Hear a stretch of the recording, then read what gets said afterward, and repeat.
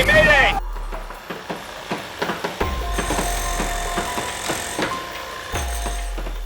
Hello दोस्तों, आपका एक बार फिर से स्वागत है प्रजापति न्यूज में। क्या आपने कभी सोचा है समुद्र के बीचों बीच या किसी तेज बहती नदी के ऊपर बने ये विशालकाय पुल, जिन पर हजारों गाड़ियां रोज गुजरती हैं, आखिर इन्हें बनाया कैसे जाता है?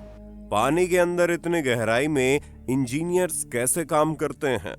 और सबसे बड़ी बात, ये पुल इतने मजबूत कैसे बन जाते हैं कि भारी से भारी ट्रकों का वजन भी इन्हें हिला नहीं पाता?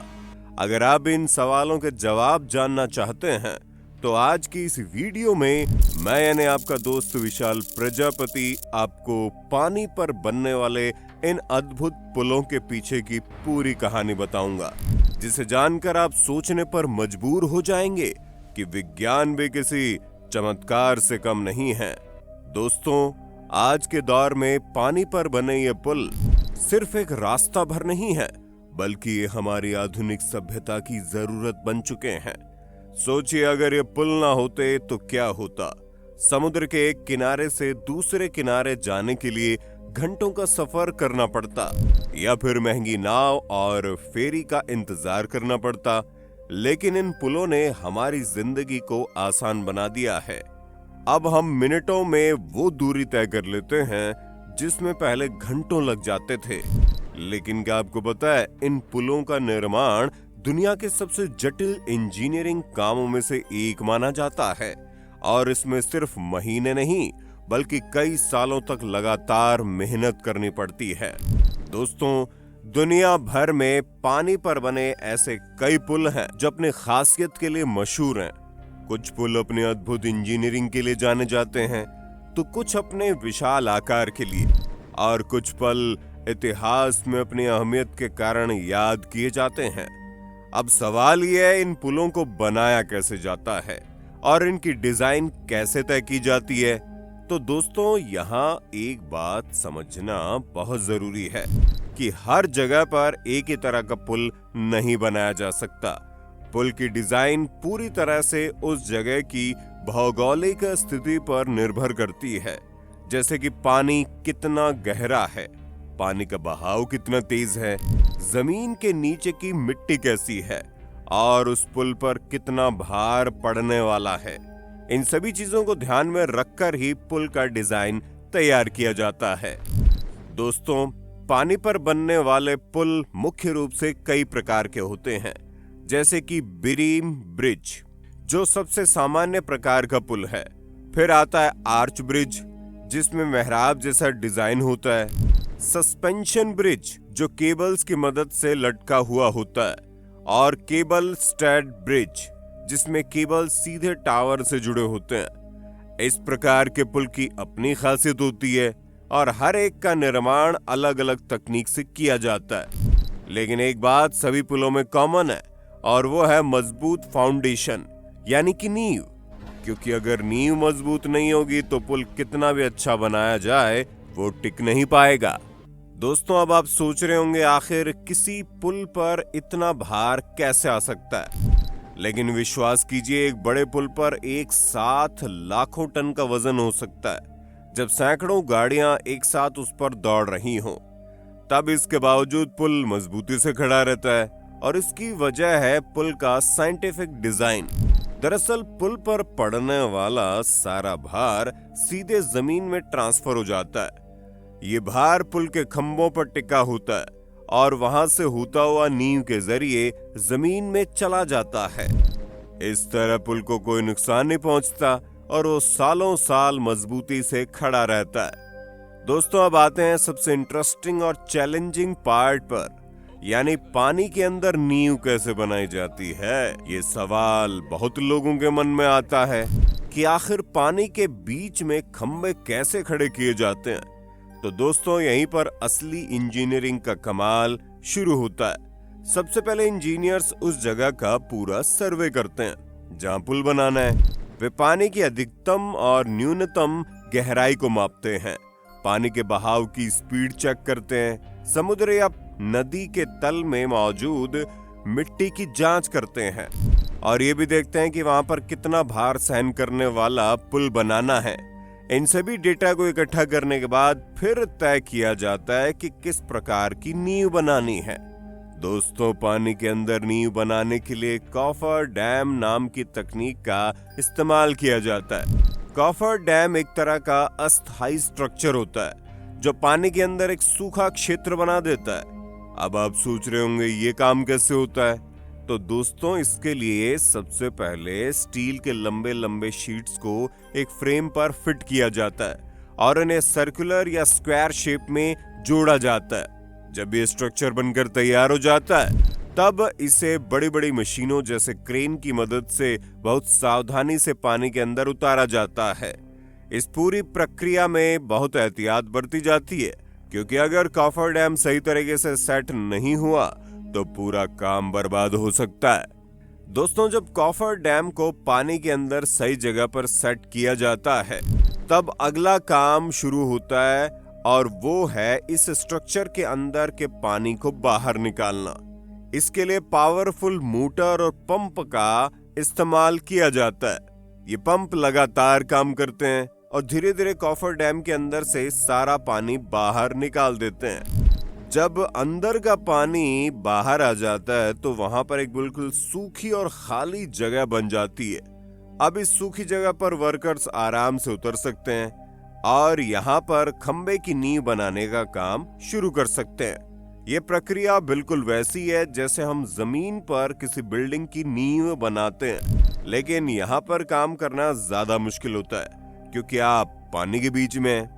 दोस्तों, अब यहाँ पर एक और दिलचस्प बात है कि हर जगह पर कॉफर डैम की तकनीक काम नहीं कर सकती, खासकर तब जब पानी बहुत ज्यादा गहरा हो, जैसे कि समुद्र में जहां सैकड़ों मीटर की गहराई हो। वहां पर कॉफर डैम को उतारना लगभग नामुमकिन होता है। तो फिर क्या किया जाता है? ऐसी स्थिति में इंजीनियर्स एक अलग तकनीक का इस्तेमाल करते हैं जिसे पाइल फाउंडेशन कहा जाता है। इस तकनीक में सबसे पहले समुद्र या नदी के तल में सबसे मजबूत और सही जगह को चुना जाता है। फिर वहां पर बड़ी बड़ी मशीनों की मदद से ड्रिलिंग की जाती है और स्टील या कंक्रीट के मोटे मोटे पाइप्स को जमीन में बहुत गहराई तक धंसा दिया जाता है। ये पाइप्स इतनी गहराई तक जाते हैं कि वे चट्टान की मजबूत परत तक पहुंच जाए। दोस्तों, इन पाइप्स को पानी के अंदर डालने के बाद इनके अंदर का सारा पानी और मिट्टी को बाहर निकाल दिया जाता है और फिर इन पाइप्स के अंदर सीमेंट, कंक्रीट और स्टील की रॉड्स का मिश्रण भर दिया जाता है। जरूरत के हिसाब से कई सारे पाइप्स को एक साथ जोड़ा जाता है, जिससे एक बहुत ही मजबूत खंबा तैयार हो जाता है। जैसे जैसे ये खंबे ऊपर की तरफ बढ़ते जाते हैं, वैसे वैसे इनके ऊपर और स्ट्रक्चर तैयार किया जाता है। जब ये खंबे पूरी तरह से बनकर तैयार हो जाते हैं, तब पुल के ऊपरी हिस्से को बनाने का काम शुरू होता है। इसके लिए बड़े बड़े कंक्रीट के ब्लॉक्स या स्टील के गर्ड्स का इस्तेमाल किया जाता है। दोस्तों, ये बड़े बड़े कंक्रीट के ब्लॉक्स और स्टील के गर्डर्स किसी दूसरी जगह पर बनाए जाते हैं जहां पर कारखाने होते हैं। वहां पर पुल के हर एक पार्ट को बहुत सटीकता से तैयार किया जाता है। इन पार्ट्स का आधा काम फैक्ट्री में पूरा हो जाता है और बाकी असेंबली का काम साइट पर होता है। जब ये भारी भरकम ब्लॉक्स और गर्डर्स तैयार हो जाते हैं, तब इन्हें समुद्र या नदी के किनारे तक लाया जाता है और फिर विशाल जहाजों या ब्राजेस पर लोड करके उस जगह पर पहुंचाया जाता है जहां पर पुल बनाया जा रहा होता है। ये जहाज इतने बड़े और मजबूत होते हैं कि हजारों टन वजन को आसानी से ले जा सकते हैं। दोस्तों, जब ये ब्लॉक साइट पर पहुंच जाते हैं, तब इन्हें लगाने का सबसे नाजुक और जटिल काम शुरू होता है। इसके लिए विशाल क्रेन्स का इस्तेमाल किया जाता है जो पानी पर तैरती रहती है या फिर खंभों पर लगाई जाती है। ये क्रेन्स इतनी ताकतवर होती हैं कि सैकड़ों टन के ब्लॉक को उठाकर सटीक जगह पर रख सकती है।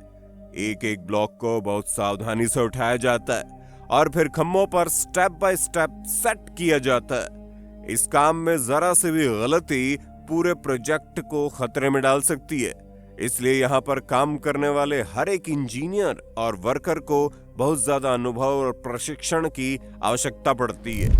दोस्तों, कुछ विशेष केसेस में फ्लोटिंग कॉफर डैम भी बनाए जाते हैं, जिनके नीचे कुछ खास तरह की मशीनें या फ्लोटिंग डिवाइसेस लगाई जाती है, जो इन्हें पानी पर तैरने में मदद करती है, या फिर इन्हें बड़े जहाजों की मदद से एक जगह से दूसरी जगह ले जाया जाता है। जब ये अपनी निर्धारित जगह पर पहुंच जाते हैं, तब धीरे धीरे इन्हें पानी के अंदर उतारा जाता है।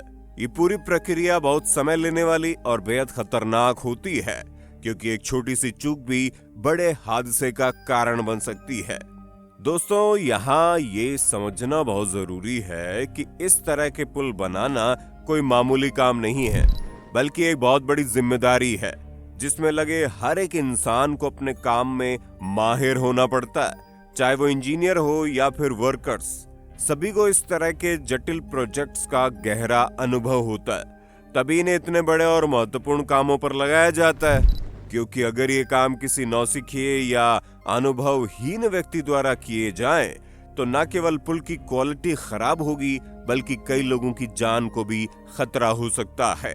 इसलिए इस काम में सेफ्टी और प्रोफेशनलिज्म सबसे ऊपर रखा जाता है। दोस्तों, अब तक तो आप ये अच्छे से समझ गए होंगे कि पानी पर पुल बनाना कितना जटिल और महंगा काम है।